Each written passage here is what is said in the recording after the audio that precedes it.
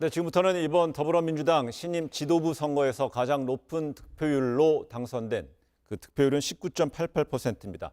김종민 최고위원과 함께 사회 정치 현안에 대해서 이야기 좀 나눠보겠습니다. 어서 오십시오. 예, 안녕하세요. 먼저 최고위원 1위 당선되신 거 축하드리고요. 감사합니다. 1위 당선 예상하셨어요?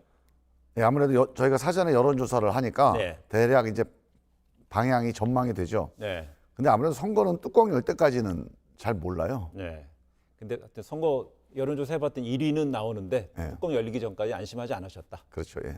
알겠습니다. 다시 한번 축하드리고요. 감사합니다. 이제 문재인 대통령 임기가 중후반부로 넘어섰기 때문에 대단히 중요한 그 여당의 핵심 지도부가 됐습니다. 예. 제가 한번 바로 질문 드려볼게요. 지금까지 문재인 대통령이 대선 공약도 했었고요. 다양한 정책들을 펼치셨는데 지금 잘 되고 있습니까? 뭐 국민들의 기대만큼 다 충족은 되긴 좀 어렵죠. 네. 그런데 그래도 최선을 다해서 했고요. 사실 일이라는 게 마무리가 중요하거든요. 네. 그 나머지 2년 동안에 지금 했던 걸 부족한 걸 잘 보완하면 국민들이 좀 약간 불만은 있어도 그래도 노력했다 이런 평가는 받을 거라고 저는 생각합니다. 최선을 다해야 되고 마지막 남은 시간까지 최선을 다하시겠다는 말씀인데 그렇다면 저희가 주요 정책에서 한 번씩 좀 짚어볼게요. 예. 지금 최근에 우리 국민들 가장 피해를 호소하고 있고 힘들어하시는 의료계 집단 파업 문제, 예. 집단 진료 거부 문제에 대해서 이 쟁점에 대해서 지금 이 사태까지 이어지고 있는 것에 대해서 현상 진단을 어떻게 하십니까? 일단 1차적으로요. 일단 의사분들이 휴진이다, 네. 파업이다 이렇게 얘기하는데 그건 이제 정확한 용어가 아니고 엄밀하게 얘기하면 진료 거부에 해당됩니다. 네. 그래서 의사는 어떤 경우에도 환자의 안전, 생명, 목숨 여기서 떠나면 안 되거든요. 네. 그래서 그 점에서는 지금 이거는 어떤 이유에서든지 의사분들이 빨리 병원에 복귀를 하셔야 된다. 네. 그거는 뭐 두말할 나위가 없고요. 문제는 여기까지 오게 된 이유에 대해서는 또 우리가 좀 생각해 볼 필요가 있습니다. 네. 특히 어떤 정책이 요즘 일방적으로 결정되는 것 같다. 특히 이제 지금 전공의들 같은 경우는 젊은 의사들 아닙니까? 이 젊은 의사들의 미래가 좌우될 만한 정책인데 이게 현장에 있는 어떤 목소리와 좀 다르게 결정되는 것 같다.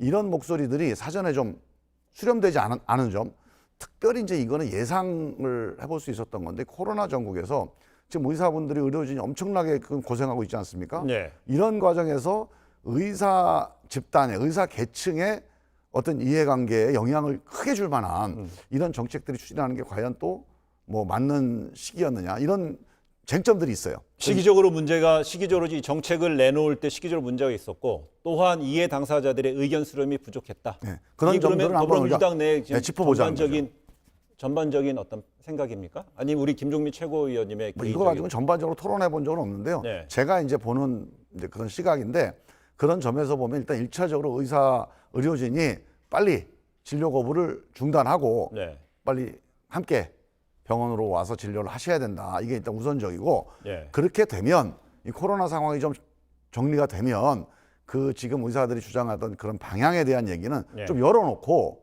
좀 수렴해서 하자. 좀 이렇게 생각을 하는데 전 제가 한 가지 꼭 말씀드리고 싶은 거는 좀 의사분들이 약간 좀 잘못 판단하고 오해하고 계신 게 있는데 네. 이걸 일방적으로 이제 추진한다고 얘기하는데 이게 입법 사안이에요. 네. 입법 사안은 정부가 어떤 정책을 방향을 결정해 놓더라도 그건 추진이라고 볼 수 없습니다. 네. 그건 국회 상임위에서 논의가 되는 과정에서 얼마든지 바뀔 수가 있고요. 대부분의 정부 정책이 항상 국회에 와서 바뀝니다. 네. 심지어 검찰 개혁안, 우리 행정부 장관, 법무부 장관, 민정수석이 합의한 안도 국회에 오면 다 바뀌어요. 네. 그 입법이라고 하는 거는 국회가 중심이 되는 거라서 의사분들이 생각하는 그런 문제점들, 만약에 이 방향이 좀 문제가 있다, 혹은 토론이 부족하다, 충분히 국회에서 소화 가능한 문제다. 예. 이렇게 봅니다. 그렇다면 이번에 의사 단체에서 말했던 4가지 정책에 대해서 백지화라는 것 중에는요. 예. 공공의대 부분은 정부가 입법화를 추진하고 있는 거잖아요. 예. 대신에 의대 정원 늘리는 것에 대해서는 입법화 단계가 아니잖아요. 예. 그럼 두 개 그런 어떤 주요 핵심적인 거 만약에 공공의대 건하고 의대 정원 늘리는 거 두 개는 분리해서 예. 의사 단체들의 것을 받아들일 건 받아들이고 계속적으로 원칙적인 대응을 해야 될 건 해야 된다 생각이에요? 이제 이렇게 보셔야 돼요. 그러니까 우리 이제 사회자께서도 예. 우리 그 앵커께서도 이게 정부에서 정해놓은 게 어떤 그 결론이라고 생각하시는 거예요. 네. 이 결론이 아닙니다. 이 문제는 핵심은 이거예요. 기본적으로 지역, 지방에 있는 의사들, 네. 수도권 의사들, 이게 격차가 심하잖아요. 그 다음에 예를 들어 인기 과목, 비인기 과목. 네. 그 다음에 대형 병원 가면 의사가 부족해요. 개원원들은 많습니다. 네. 이런 의료 불균형이 심각합니다. 대한민국에서. 그 다음에 필수 의료, 뭐 예를 들어 응급의학이나 이런 데 지원이 너무 약해요. 네. 이런 문제들을 해결해야 된다. 이거는 우리가 공감대가 있습니다. 네. 이건 우리가 합의돼야 되는 건데 이 부분 전체가 다 의회에서 논의되고 결정할 수 있는 사안이에요. 그리고 그거를 정부 방식대로 지급하는 방식이 최선이냐 아니면 이게 최종점이냐 그건 아닙니다.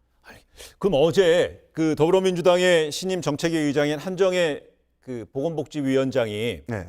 그 의사협회, 대한의사협회하고 또 전공의 협의회하고 이제 만남을 갖고 좀 뭐 건설적인 대화를 했다고 양측에 얘기를 하고 예, 있습니다.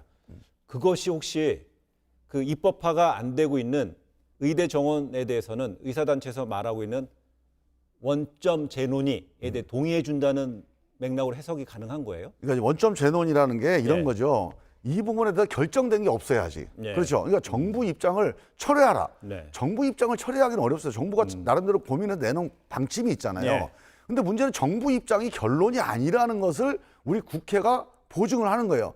예를 들면 옛날에 통법부, 뭐 네. 거수기, 정부가 결정하면 따라간다. 이런 의식이 아직 있어요. 전혀 그렇지 않습니다. 네. 지금 의사들이 얘기하는 거를 이제 우리 국회가, 우리 당이 듣기 시작했잖아요. 네. 들어서 의사가 일리가 있으면 정부 입장 바꾸라고 요구해야죠, 당연히. 이런 과정이 좀 남아있다. 그러니 이 문제에 대해서 전혀 걱정할 필요 없다. 목소리 듣겠다. 그럼 일각에서는요, 의사들의 목소리를 우리 당, 여기서 우리 네. 당이랑 더불어민주당인데 그렇죠. 당이 듣기 시작했다고 얘기했잖아요. 예. 듣기 시작한 시점이 좀 늦은 게 아니냐, 혹은 의사단체가 힘겨루기에 있어서 좀 여당이 좀 밀린 게 아니냐라는 일각의 지적도 있습니다. 동의하시나요? 그렇지 않은 게요. 네. 이 논의가 오래 되어왔거든요. 우리 당의 공약입니다. 네. 당의 공약인데 여기에 대해서 의사들이 목소리를 낸 게 지금 얼마 안 됐어요. 네. 그 전까지 이제 논의가 잘 진행이 안 됐습니다. 또는 일부는 의견을 냈는데 또 이제 의사협회나 이런 데서는 좀 의견을 잘 안 냈습니다. 이 부분. 네. 근데 이제 의견을 내기 시작했잖아요.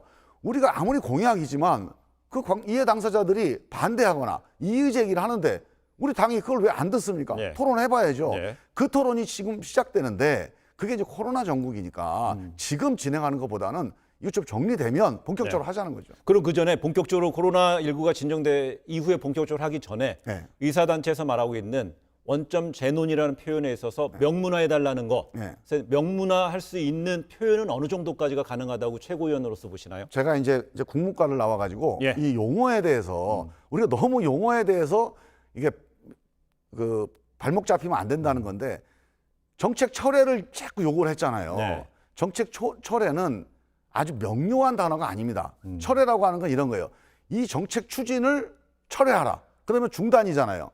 중단됐지만 나중에 또 할 수 있는 거 아닙니까? 네. 이 철회라는 의미가 이런 의미도 있고 또 하나는 아예 이거는 폐기해라. 이건 추진을 앞으로 하지도 마라. 네. 이것도 철회의 의미에 또 들어가 있어요. 이런 식의 중의적 용어로는 이 문제가 해결이 안 됩니다. 그걸 명문화해서 합의하는 것도 어려워요. 네. 일단 이 정책 추진을 중단하자.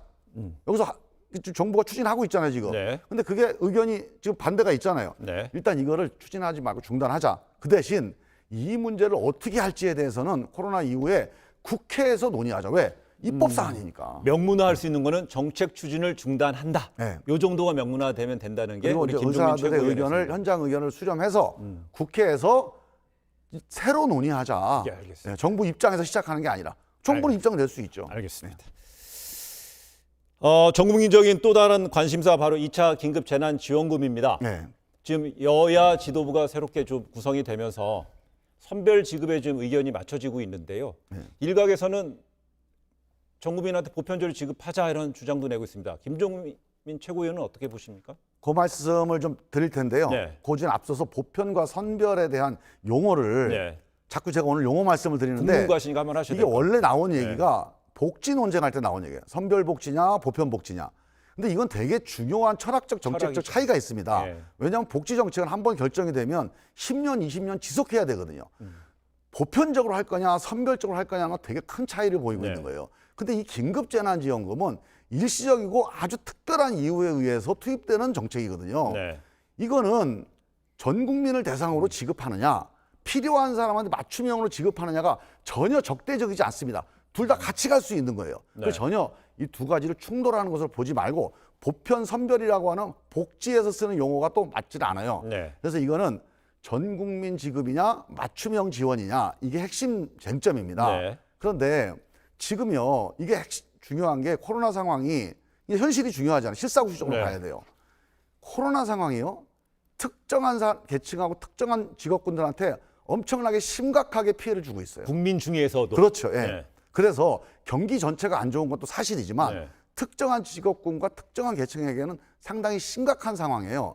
이런 심각한 상황에 대한 맞춤형 대책이 반드시 필요합니다. 예. 이게 또 필요하고 또 하나는 경기가 엄청나게 어렵습니다. 지금 네. 경기가 어렵잖아요. 이 경기 진작은 단순히 특정한 몇 계층만을 대상으로 지원한다고 해도 이 보다는 전 국민에게 이제 재난지원금을 지급하는 게 효과가 있을 수 있어요. 네. 경기 진작 효과가 이 두 가지가 다 사실 필요한 상황이에요. 예. 사실 사람들이 잘 모르고 있는데 1차 지원 때요. 1차 지원 때 중앙정부에서는 전 국민 지급을 했어요. 예. 그때 몇십만 원씩 했잖아요. 그런데 지방정부는 대부분이 맞춤형 지원을 했습니다. 자영업자들, 택시기사분들 이런 맞춤형 지원을 했어요. 예. 특히 이제 개인 택시분들. 그래서 이런 부분들 같이 간 게 1차 지원이에요. 예. 지금 2차도 이 두 가지 중에서 급한 거 먼저 하고 또 필요하면 또 전 국민 대상으로 경기 진작 지원도 할 수 있고 이 두 가지가 다 선택 가능한 거다. 김종민 최고위원께서는 우선 급한데 피해가 입으신 직업군하고 계층들한테는 먼저 지급을 해주고 지급폭도 급하기도 크고 하고 여기는 좀 강하게 나가야 돼요. 그리고 나서 그 이후에 나머지 국민분들을 위해서 다시 보편적으로 지급하자 이렇게 그러니까 이건 해석되네요. 나머지가 아니고 남은. 전체 국민들을 위한 다시. 그런 경기 진작용 정책은 병행할 수도 있다는 거죠. 알겠습니다. 액수를 좀 달리해서. 초반에는 집중적으로 지원받으실 분은 해주시고 나서 그 다음에는 그분들과 포함한 또 다시 국민들한테 네. 경기 진작용 어떤 지원 정책 그렇게. 병행할 수 있다는 거예요. 알겠습니다. 그렇게 되면 이재명 경기도지사가 주장하고 있는 그 전국민 지급의 주장까지도 다 포괄할 수 있는 거네요. 그렇죠. 이 전 국민 지급을요. 어떤 철학적이고 가치, 노선 이런 식으로 접근할 필요가 없습니다. 철학 논쟁할 시간 네, 여유가 효과. 없다는 네, 거예요. 효과. 그래 한번 이것도 얘기해 보겠습니다. 최근에 조국 전 법무부 장관에 대한 흑서 네. 책이 발간됐습니다. 여기에 대해서 김종민 최고위원께서 100권을 낸다 해도 여론 40%는 부정적으로 반응할 것이라 얘기를 했네요. 그 지난 1년 동안에 이 네. 대한민국의 대논쟁 아닙니까 이게. 네. 마치 이제 100년 전 프랑스 드레피스 사건 거의 유사한 전체 국민들이 막 갈라져서 논쟁을 한 네. 사안이에요. 이 문제에 대해서는 정말 그동안에 엄청나게 많은 내용이 조국 장관에 대한 공격이 이제 다수였어요. 예. 그래서 뭐 흑서라고 그래서 조국 장관을 공격하는 내용을 더 여기다 보태는 게 전 무슨 의미가 있을까? 일단 중요한 거는 그동안에 쏟아졌던 이런 수백만 건의 공격이 얼마나 사실이냐가 재판 과정을 통해서 네. 또 본인이 지금 이제 하나하나씩 문제 제기를 하고 있어요. 그러니까 이런 과정을 통해서 사실이 아닌 건 아닌 거대로 확인하는 과정을 거쳐서 정말 이 논쟁이 좀 정리될 필요가 좀 있다 이렇게 봅니다. 알겠습니다. 이제 9월 정기국회입니다. 네. 여당 지도부도 새로 재편됐습니다. 네. 뭐 행정수도 이전에 대한 이야기, 네. 또 공수처 출범에 대해서 공수처 야당이 위원 추천하지 않은 추천위원 선임하지 않으면 네. 여당이 나가죠. 좀 할 수 있게끔 뭐 법 개정 얘기도 나옵니다. 네. 어느 부분에 지금 여당 주력하실 예정입니까? 일단 야당이 추천하도록 주력할 예정입니다. 두 명의 네. 꼭 예. 추천하도록 설득하고 예. 추천을 해야 됩니다. 안 하면 야당도 어려워져요. 네, 야당을 위해서라도 추천해야 됩니다. 알겠습니다. 법을 안 지키면요. 처음엔 국민들이 좀 봐주다가 이 법을 안 지키면 이런 특권을 국민들이 잘 용납을 안 합니다. 알겠습니다. 마지막으로 여당 신임 최고위원으로서 그 이낙연 대표 체제가 가장 그 역점을 둬야 될 부분은 뭐라고 생각하시는지 짧게 간명하게 저는 좀 소통이라고 부탁드릴게요. 생각합니다. 소통. 임기 말은요. 임기 초 같은 그런 선거의 권위 또는 당선의 권위를 가지고 정책 추진하기 어려워요. 네. 소통을 통해서 대화하고 의견을 수렴하고 비록 정부가 갖고 있는 방침대로 추진하더라도 예. 소통하고 대화하고 추진하는 거하고 그거 없이 추진하는 거 소통의 다릅니다. 대상은 누구를 지목하시나요? 국민, 국민. 야당 또는 반대하는 사람들 예. 다 포괄해야죠. 청와대하고 소통은 어떻게 되나요? 당연하죠. 그래서 이번에 이제 우리 이낙연 대표께서 그 정무실장이라고 김영배 예. 전 청와대 민정비서관을 비서관요? 임명을 했습니다. 그래서 청와대와 정부와 이런 잘 아니까 소통을 좀 더 적극적으로 해라. 일상적으로 하자. 그렇게 얘기했고 누구보다도 대통령과 이낙연 대표가 엄청나게 소통이 잘 되는 분입니다. 기대하겠습니다. 걱정 안 하셔도 될 것 같아요. 그 말씀 꼭 기억하겠습니다. 기대하겠고요. 네. 오늘 귀한 인터뷰 고맙습니다. 네, 감사합니다.